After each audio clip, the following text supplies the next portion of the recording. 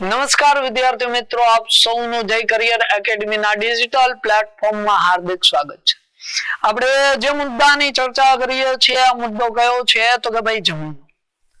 ગયા લેક્ચરની અંદર જમીન છે આમની જે પ્રાથમિક માહિતીઓ છે આમની ચર્ચા કરી હતી અને ગયા લેક્ચરની અંદર આપણે વાત ભારતની અંદર જોવા મળતી જે 8 પ્રકારની જમીનો છે, કેટલા પ્રકારની જમીનો? 8 પ્રકારની જમીનો છે આમની ચર્ચા કરી હતી કે ભારતમાં કઈ 8 પ્રકારની જમીન જોવા મળે તો કે કાપ, કાળી, ક્ષારીય, રણ પ્રકાર, પડખાવ, પર્વતીય, રાતી અને દલદલીય, આવી 8 પ્રકારની ભારતની અંદર જમીન જોવા મળે છે. આ 8 પ્રકારમાંથી આપણે પહેલા જ પ્રકારની ચર્ચા કરવાની છે અને પહેલા પ્રકારની જે જમીન છે આને આપણે શું કહેવાના છીએ?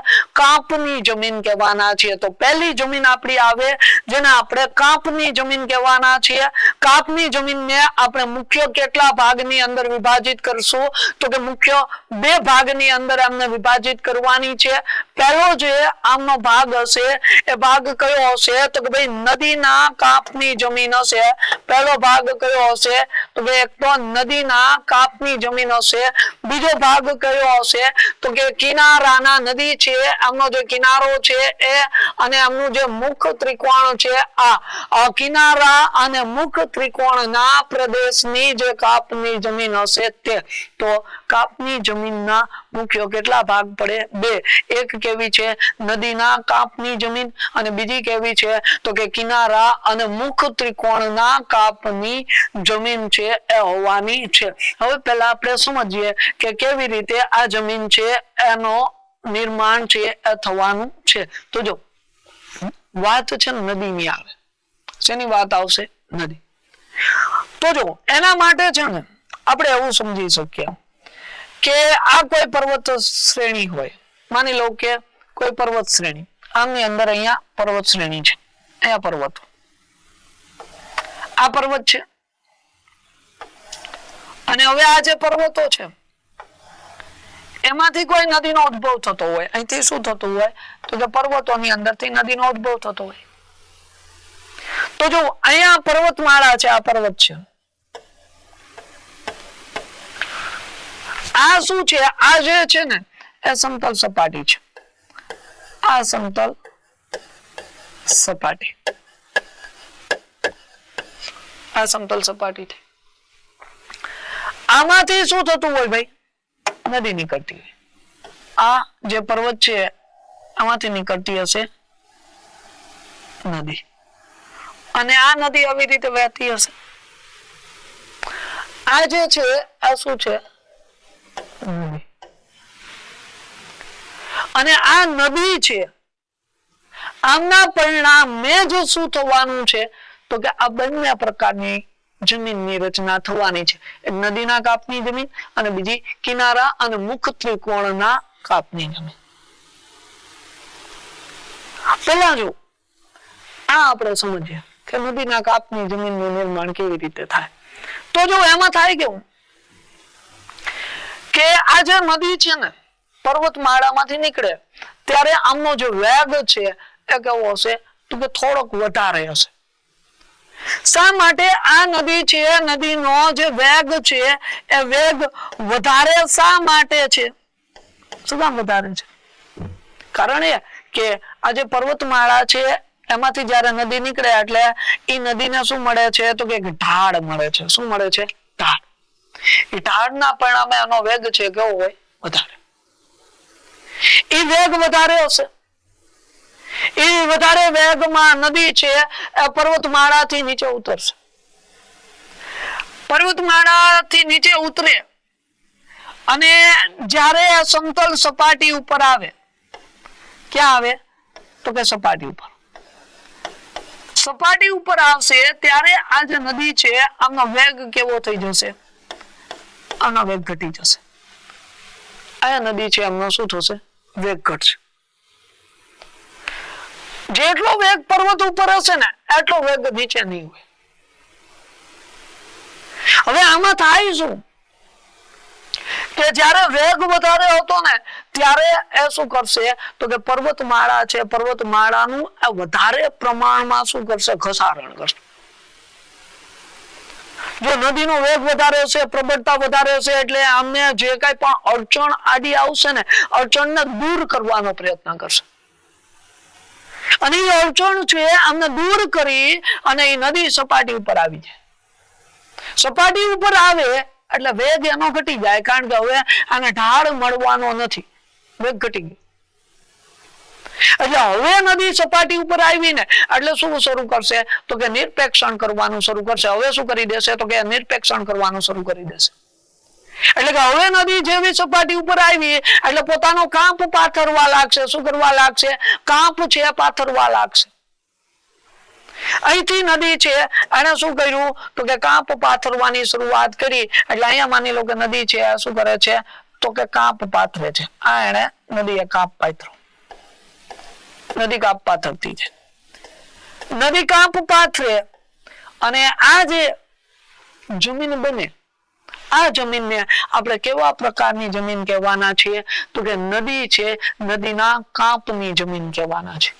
તો આ નદીએ અહીંયા શું કર્યું? તો કે કાંપ પાથરો, અહીંયા કાંપ પાથરો અને જે નદી છે નદીના કાંપને લીધે બનેલી જમીન છે આમનું નિર્માણ થાય. નદીના કાંપની જમીન છે આમનું શું થાય? અહીંયા નિર્માણ થાય. આવી રીતે આને આપણે નદીના કાંપની જમીન કહીએ. તો આવી રીતે ઘણી બધી નદીઓ છે, એમના પરિણામે કાંપનું નિરપેક્ષણ થાય ને એના પરિણામે નદી છે એમના કાંપના નિરપેક્ષણના પરિણામે જે જમીન બને એને નદીના કાંપની જમીન કહેવાય. પછી અહીંયા જો નદીનો જે કિનારો છે અથવા તો જે મુખ ત્રિકોણનો પ્રદેશ છે, ત્યાં જે કાંપ છે એમના પરિણામે બનેલી જમીન. જેમ કે અહીંયા નદી છે આ શું કરશે? તો કે વહેતી વહેતી આગળ આવશે અને આગળ આવશે એટલે નદી છે આમનો શું થવાનો છે? તો કે ભાઈ આ વિસ્તારની અંદર અંત થવાનો. નદી અંત સુધી પહોંચી જાય. નદી ક્યાં પહોંચી જાય? અંત સુધી. નદી અંત સુધી પહોંચશે એટલે કાં તો નદી છે એ શું થશે? તો કે સીધી કોઈ પણ સાગર અથવા મહાસાગર અથવા સરોવરની અંદર અંત પામી જશે, કાં તો એ શું બનાવશે? તો કે મુખ ત્રિકોણ બનાવશે અને પછી એમાં અંત પામશે. અહીંયા નદી છે, નદી માની લો કે બે અલગ અલગ ફાટાની અંદર વિભાજિત થઈ જાય, ત્યાંથી એમના ફાટા પડી જાય અને બંને ફાટા છે શું થાય? તો કે સાગર અથવા તો મહાસાગર છે અથવા તો કોઈ સરોવર છે આમને જઈ અને શું થાય? તો કે મળી જાય. તો આવી રીતે જે નદીનું નિર્માણ થાય અને એ નદી છે એ જે જમીનનું નિર્માણ કરે એ જમીનને આપણે શું કહેવાના છીએ? તો કે કિનારાના અથવા તો મુખ ત્રિકોણના કાપના પરિણામે બનેલી જમીન કહેવાના છે.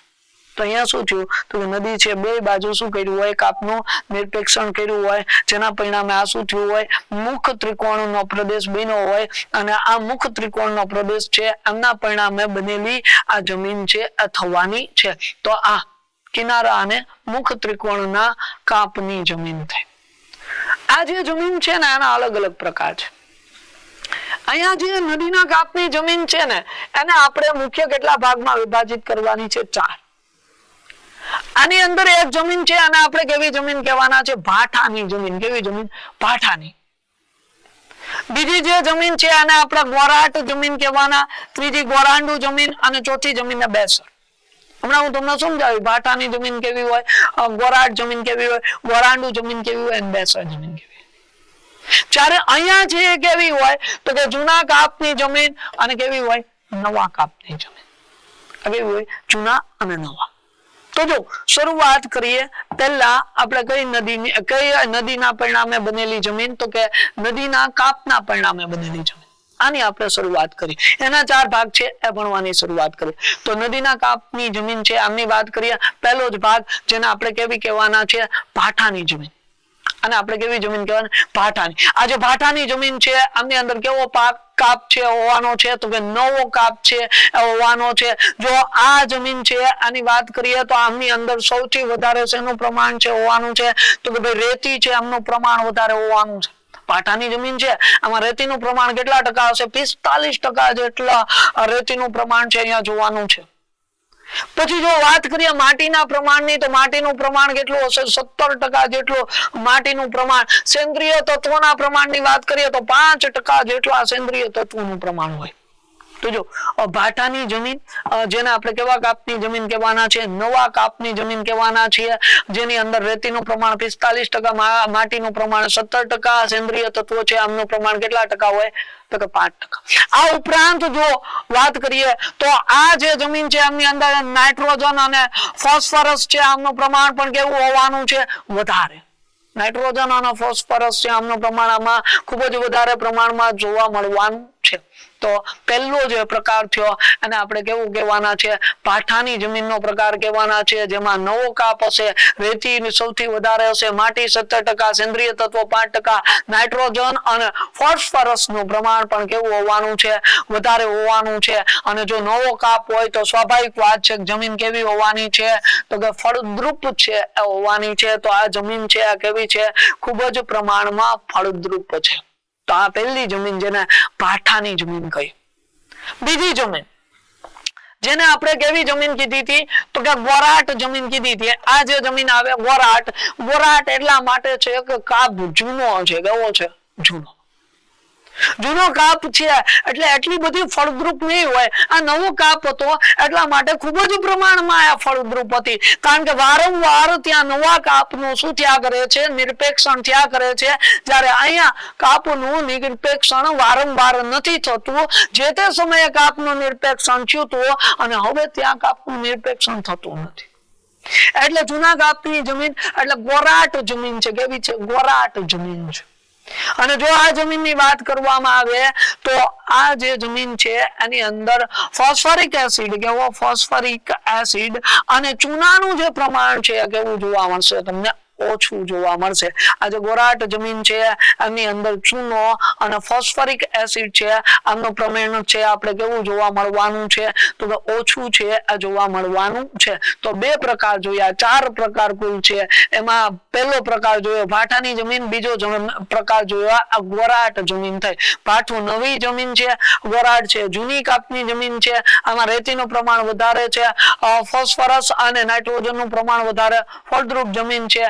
આ જમીન જૂના કાપની જમીન છે, ફોસ્ફરિક એસિડ અને ચૂનાનું પ્રમાણ ખૂબ જ કેવું છે? ઓછું છે. આગળ જઈએ અને આગળની જે જમીન છે જે ત્રીજો પ્રકાર જેને આપણે શું કહેવાના છીએ ગોરાંડુ જમીન છે કહેવાના છીએ. અને જો આ ગોરાંડુ જમીનની વાત કરવામાં આવે તો જે રેતી છે, રેતીના કાપની જે જમીન છે કેવી જમીન? રેતી. રેતીના કાપની જે જમીન છે એ સ્થાનિક વિસ્તારોમાં કેવા તો કે સ્થાનિક વિસ્તારો છે, સ્થાનિક પ્રદેશો છે એમની અંદર એ ક્યાં નામે ઓળખાય છે? ગોરાંડુ તરીકે ઓળખાય છે.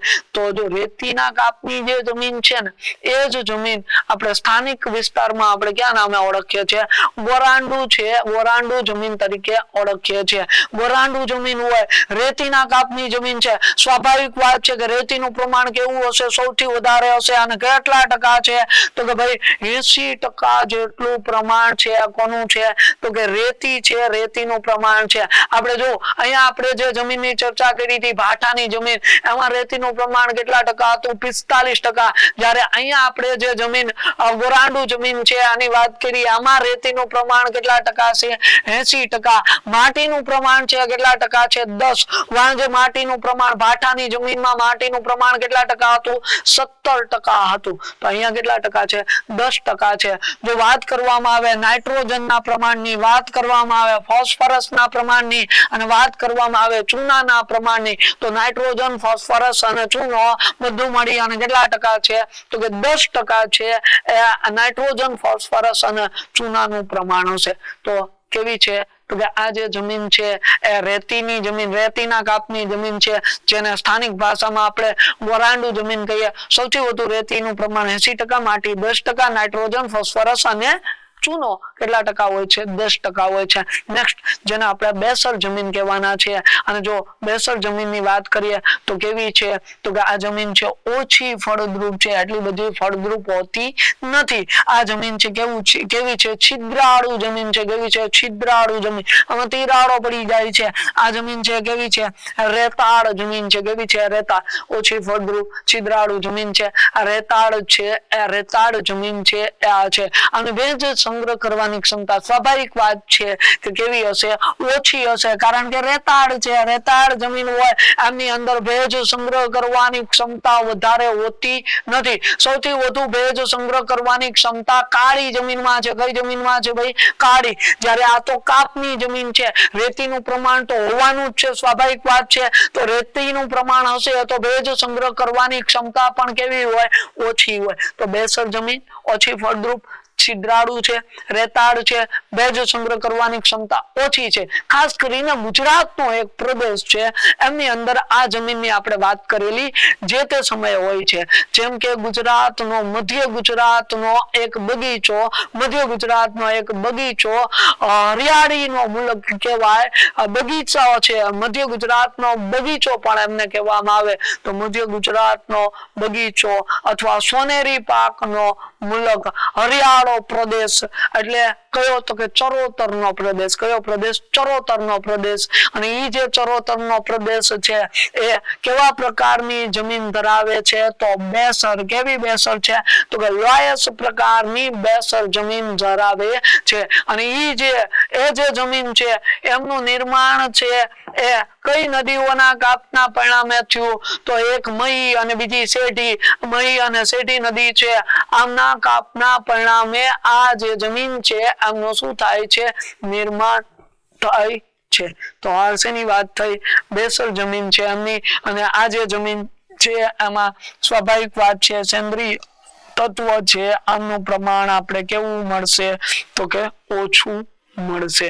એટલું બધું સેન્દ્રીય તત્વોનું પ્રમાણ હોવાનું નથી. જો સેન્દ્રીય તત્વોનું પ્રમાણ હોત તો આ પછી ઓછી ફળદ્રુપ હોવાની નહોતી, તો ફળદ્રુપ વધારે હોત, એટલે ઓછી ફળદ્રુપ છે તો સેન્દ્રીય તત્વોનું પ્રમાણ પણ કેવું છે અહીંયા? તો કે ઓછું છે.